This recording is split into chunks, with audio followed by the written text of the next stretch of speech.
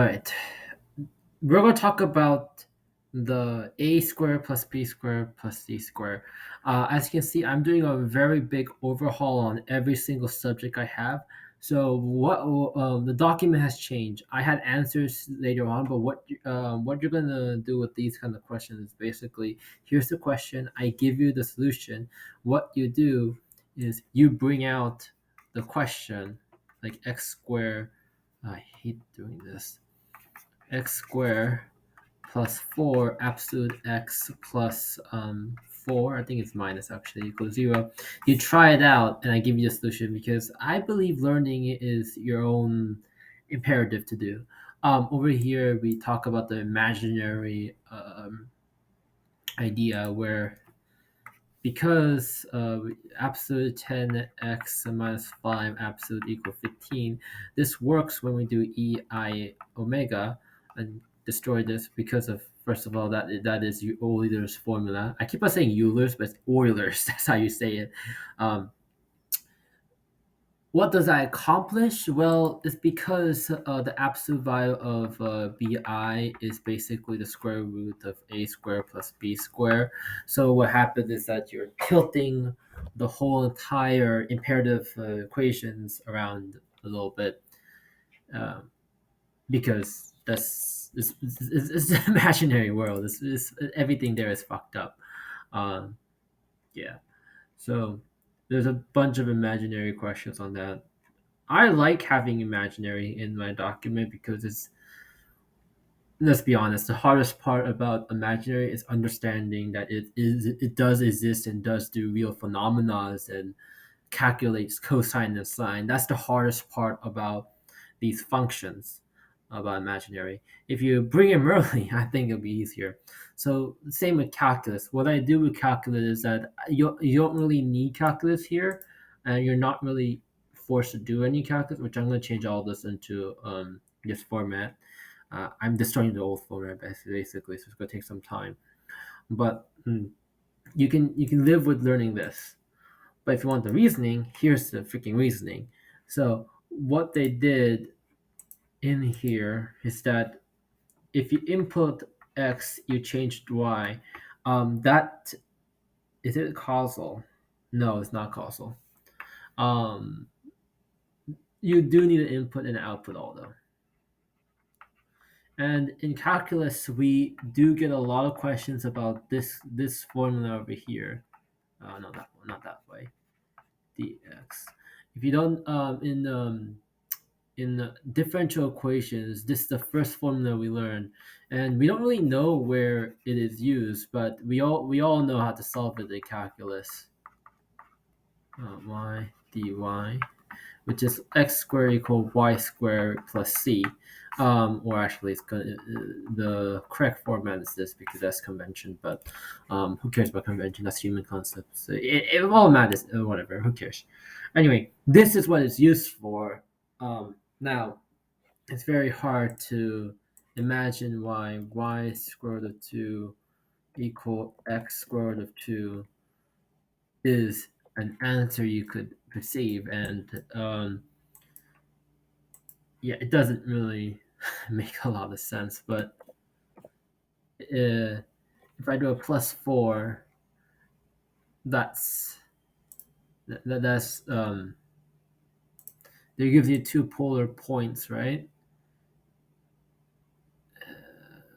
Let me think. Am I saying this correctly? Let me check with a 5. No, I'm not saying it correctly. Okay. I don't remember. Damn it, I don't remember. Oh well. So I don't remember. This is tricky. So what actually is happening is that when you have a x equal y situation, you have this situation, and then what happens is that y, when you do a derivative of this, you get y equal 1 because that's flat.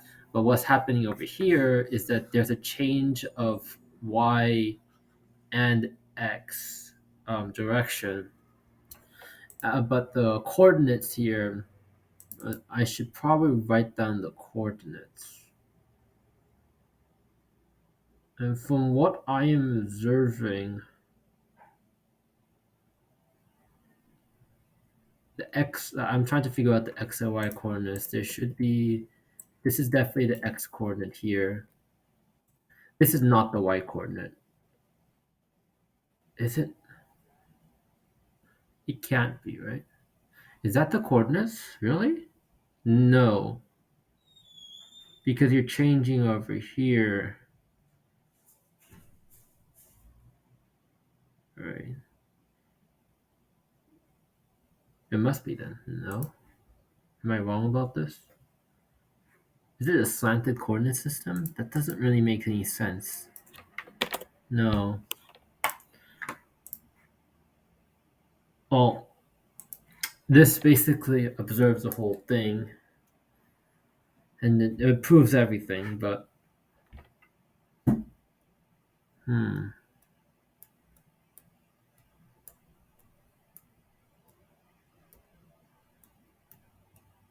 No, that is correct, because the change in a direction, if it's, this is the this must be the coordinate system then.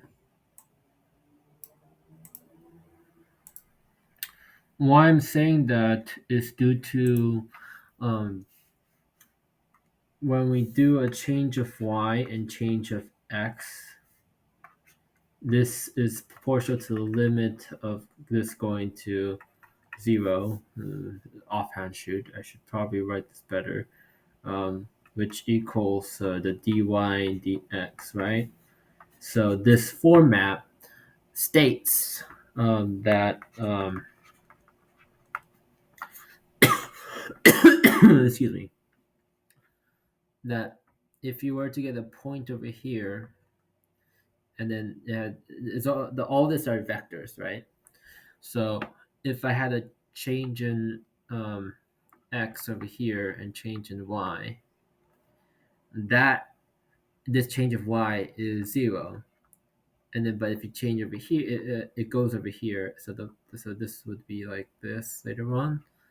So, and also this is considered the Canaan equation, x equal. Fun fact, which I need to also write. Is it minus or plus? I think it's plus. I need to write that you could take the second derivative and equal f equal ma equation, which is actually noted to do this, right? So if you take a derivative of that to a, to second derivative of that, which is dx dt squared, that equals to a. And fun fact about that shows you how you can use, if it's a non-constant form. For example, if you have a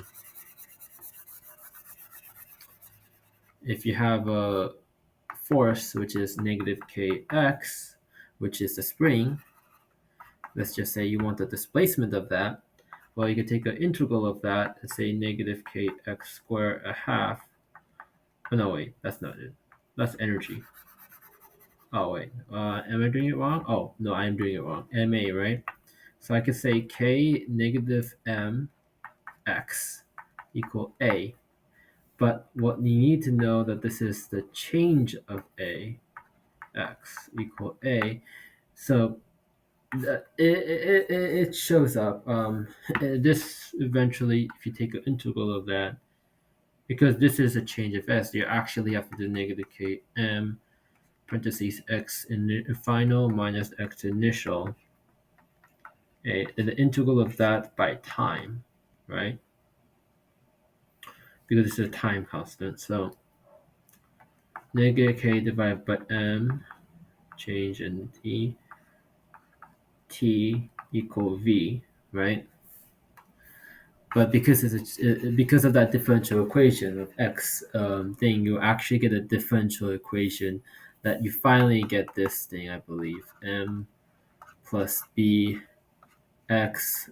This dot means a differential equation, plus k, I believe, equals 0. That's what the differential equation tells you. This is x, okay? And then there's a forcing here. Um, but I'm trying to figure out how we proved it. I am having a hard time about that. I'm not supposed to. I was supposed to do. I was thinking of, and it's a constant, so it doesn't matter. Equal x. There we have something, and you make a matrix of this, and you can blah blah blah, do a bunch of other shit, and then you can figure it out. Integral of this, so this is actually 2 over here, right? Yeah, it's a bunch of shit you have to do. Anyway, I can clear this right now. So we have this formula, and now I kind of want to prove more of that.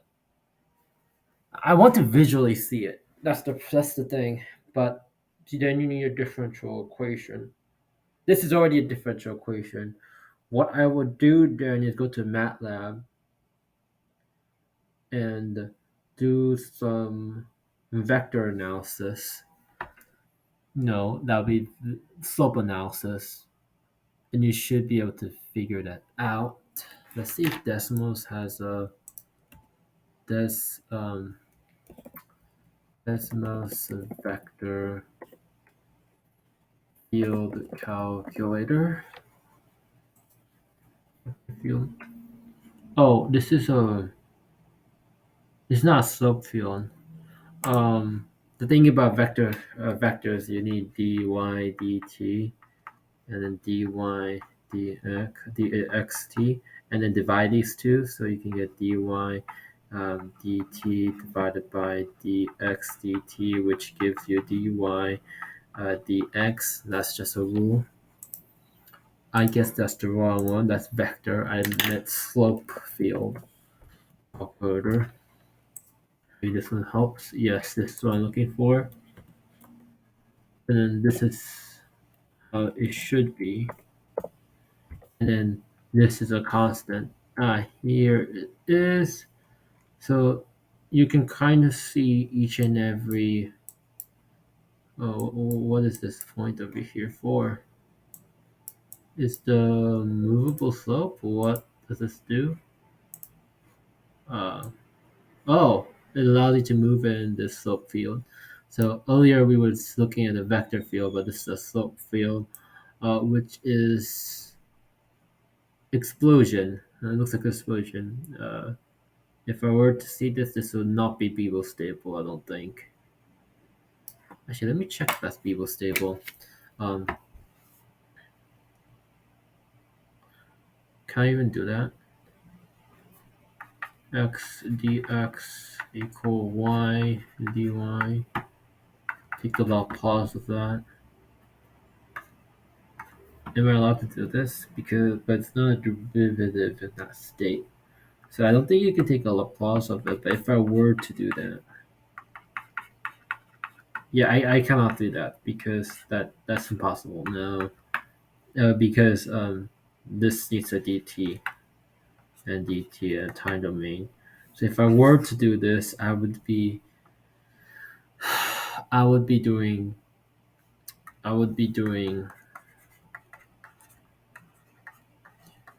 going in the Laplace domain the x direction. So I would have to leave out y here, x over here, and then this would equal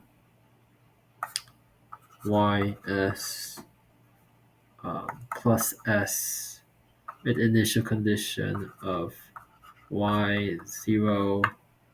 I think it'd be plus because of prevention. Y is capital S. Okay, so that's that, and then we need the HS function to figure it out. Yeah, it depends on the input and output. I think you need to depend on the input and output so it will not be real stable.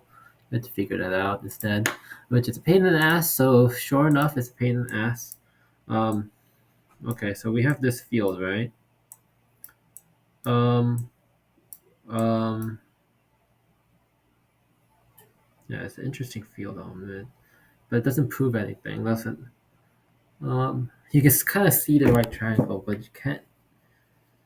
seriously prove it with this method, can you? At least I see the slope. So if I plug in a slope, okay. So how much time do I have left in the recording? I have no idea. Um, the interesting. So what I can say about this is that I can prove the C because you can. Oh, that's it. Oh, that's it. Yeah, the definition of a slope field. Now I remember, kind of.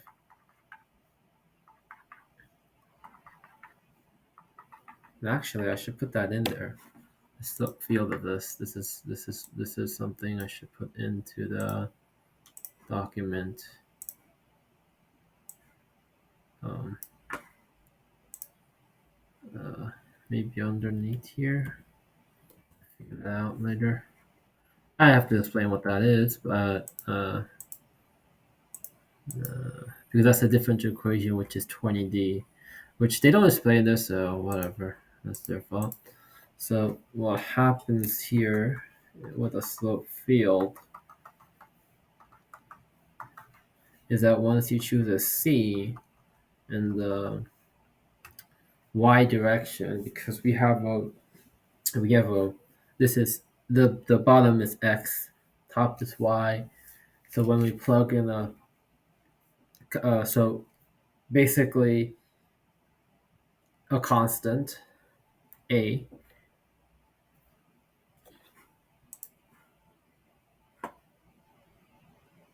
Well, what it should do is that if you point anywhere, it'll go. Wow. So we actually have a region of stagnation. Stagnation means that there isn't there is a direction. No, no, there's no stagnation point here. It's gonna be like this. So there's no arrows although. So I'm gonna remove. There should not be a arrow in the sloped field. And what am I doing? Let me paste this in here, and then explain what a slope field does. So if you choose any point over here, if you follow the slope, it will show what happens. These are different constant lines, but if you follow the slope, it shows what happens to it. So this single-handedly proves now what is A. Problem is, I let me do plus one. No, no, no, no. That's more. I need to show. I'm having a hard time here. um, yes, that is true. These show the lines. So if basically is an infinite integral. No, not infinite. It's an integral in every step. So the plus c is each and every one of these different sections. So imagine these are 1 plus c. Okay? So, and then you see all these different plus c's. So this direction, and I guess that would mean that the A is this. Has to be this way. But it does show every single possibility of x divided by y differentiable equation, which is different than y equal x plus c. If I were to do that, if I do an integral of this, I only see. Wait, I have to turn this into a differential equation. So this is dy dx. If I were to do this x squared plus c only shows one if the x's were to change, but the y cannot change. Obviously, in the Pythagorean theorem, both y and x has to be changing for the final result to be true. So here we see every single possible change in the plus c. We see every single change in the y and x direction. That's the, I guess, the most logical explanation of what I'm trying to say. I didn't say it elegantly. I definitely did not. But that's what this differential equation actually means. Um, and oh, this video is shit. I know. Um, mm, well, maybe I'll make another video to make this clear. But that's what this differential means. I finally figured it out, or probably. Yeah, I don't remember any teacher saying this to me, so I think I just genuinely just figured what the freak uh, this differential means, which is great. Now, this is a slope field. Um, uh, I don't like slope. I need to explain slope fields now. Okay, I'm just gonna stop here and stop the recording. But that basically is the idea I want to carry out in this portion, and still need to do a bunch of other shit with the Pythagorean theorem. Pythagorean theorem, which I just realized, is pretty weird. We still haven't really proved anything. In all honesty, let me. We just showed that if we did infinite many changes, we get a right triangle. Yeah, yeah. Okay, we got somewhere at least, and then I finally understood what the I mean, this differential equation is the first thing you learn in the class you're taking, and um, if you're taking a class in differential equation, ODEs, the first ODE most people learn is this ODE. They don't explain why, what the hell that means. It just shows up. So now I'm explaining what that means. That clearly defines as infinite all the possibility of x in the Pythagorean theorem, x squared plus y squared equals c.